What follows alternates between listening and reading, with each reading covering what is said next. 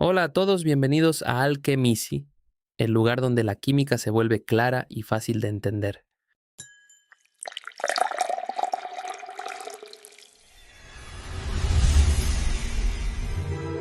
¿Alguna vez te has preguntado por qué la tabla periódica tiene esa forma tan rara? No es un cuadrado, no es un rectángulo, tiene esa isla flotante abajo, esos bloques de distintos tamaños, esos grupos y periodos. Parece un rompecabezas sin sentido, pero hay una razón perfecta detrás de cada pieza, y hoy la vamos a entender. En el video anterior aprendimos cómo se organizan los electrones dentro del átomo usando la configuración electrónica. Hoy vamos a ver para qué sirve todo eso. La tabla periódica es el mapa que ordena todos los elementos según esa configuración. Y una vez que la entiendes, puedes predecir cómo se va a comportar cualquier elemento antes de hacer un solo experimento. Comencemos. La tabla periódica es el ordenamiento de los elementos químicos según el número atómico Z. Tiene dos tipos de organización: los periodos, que son las filas horizontales de la tabla. Hay 7 periodos en total. Cada periodo coincide con la cantidad de niveles de energía del elemento. Si un elemento está en el periodo 3, es porque sus electrones se distribuyen en 3 niveles de energía. Los grupos, que son las columnas verticales de la tabla, coinciden con la cantidad de electrones en el último nivel de energía del elemento. Existen los grupos A, elementos representativos, y los grupos B, elementos de transición. Con esto podemos llegar a la conclusión de que la posición de un elemento en la tabla se determina directamente por su configuración electrónica. Dentro de la tabla periódica, los elementos se clasifican según dónde se encuentra su electrón diferenciante, es decir, el último electrón que se agrega según el orden de Aufbau. Hay 4 tipos. Elementos representativos. Son aquellos en los que el electrón diferenciante se encuentra en los orbitales S o P del último nivel. Incluyen metales, semimetales y no metales. Su estructura en el último nivel va desde N, S1 hasta N, S2, NP5. Son los grupos A de la tabla periódica, las columnas de los extremos izquierdo y derecho. Elementos de transición. Son aquellos en los que el electrón diferenciante entra en la subcapa del penúltimo nivel. Todos los elementos de transición son metales. Su estructura es N-1 de 1 a 10NS2. Son los grupos B, el bloque central de la tabla. Elementos de transición interna. ¿Recuerdas que al inicio dijimos que la tabla periódica tiene una forma rara con esa isla flotante abajo? Ahora ya puedes entender por qué está ahí. Esos 2 filas separadas son los lantánidos, del cerio al lutecio, y los actínidos, del torio al laurencio. Son los elementos de transición interna, aquellos cuyo electrón diferenciante se encuentra en el subnivel F del penúltimo nivel. Los lantánidos están en tu vida diaria aunque no lo sepas. Están en las pantallas de tu celular, en los imanes de tus audífonos y en las baterías de los autos eléctricos. Los actínidos incluyen elementos radiactivos como el uranio y el plutonio. Son 14 elementos en cada fila. Si los pusiéramos en su posición correcta dentro de la tabla, entre el bario y el hafnio en el periodo 6 y entre el radio y el rutherfordio en el periodo 7, la tabla quedaría tan ancha que no cabría en ninguna hoja de papel ni pizarrón. Por eso se sacan y se colocan abajo por conveniencia visual. No están ahí porque sean menos importantes, están ahí por espacio. Los gases nobles. Se encuentran en el grupo 7A. No reaccionan o reaccionan con mucha dificultad porque tienen completo su último nivel de energía. Son el helio, neón, argón, criptón, xenón y radón. Antes de ver las propiedades periódicas, necesitamos entender el concepto que las explica todas. La carga nuclear efectiva, ZeF. Y es tan importante que podemos decir que es la propiedad periódica base. Sin entenderla no puedes explicar ninguna de las otras. La carga nuclear efectiva es la carga nuclear que realmente le llega al electrón externo, después de descontar el efecto de pantalla. No tiene unidades, por tanto es un número adimensional. El efecto de pantalla.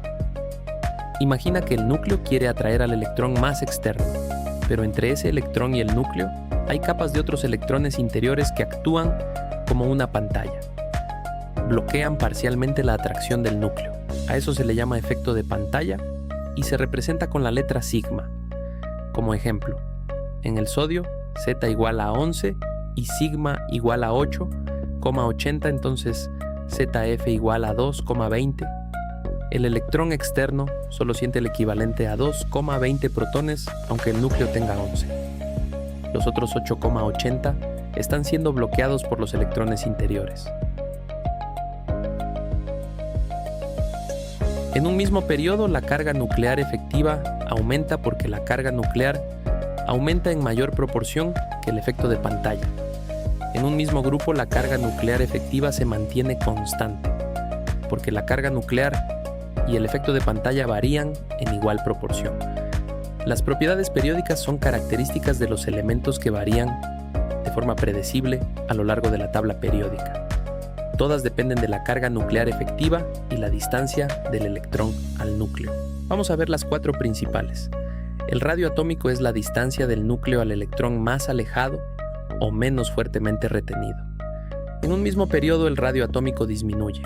Esto ocurre porque al aumentar la carga nuclear efectiva, aumenta la fuerza de atracción con la que el núcleo atrae a los electrones, disminuyendo la distancia del núcleo al electrón más alejado. Ejemplo del periodo 3. El radio del sodio es 0,19 nanómetros y el radio del cloro es 0,099 nanómetros. En un mismo grupo, el radio atómico aumenta. Esto ocurre porque aumentan los niveles de energía y la CEF se mantiene constante, por lo que la distancia del núcleo al electrón más alejado aumenta. Ejemplo del grupo 2A. El radio del magnesio es 0,16 nanómetros y el radio del calcio es 0,197 nanómetros. Potencial de ionización. Es la energía que hay que suministrarle a un átomo gaseoso y aislado para extraerle el electrón más alejado, o sea, el menos fuertemente retenido. Siempre es positiva porque hay que suministrar energía para separar el electrón del núcleo. En otras palabras, imagina que intentas quitarle un billete a alguien. Si lo agarra fuerte, alta carga nuclear efectiva, electrón cerca del núcleo, necesitas mucha fuerza para quitárselo. Si lo tienes suelto, baja carga nuclear efectiva, electrón lejos del núcleo, se lo quitas fácil. El potencial de ionización es esa fuerza que necesitas aplicar.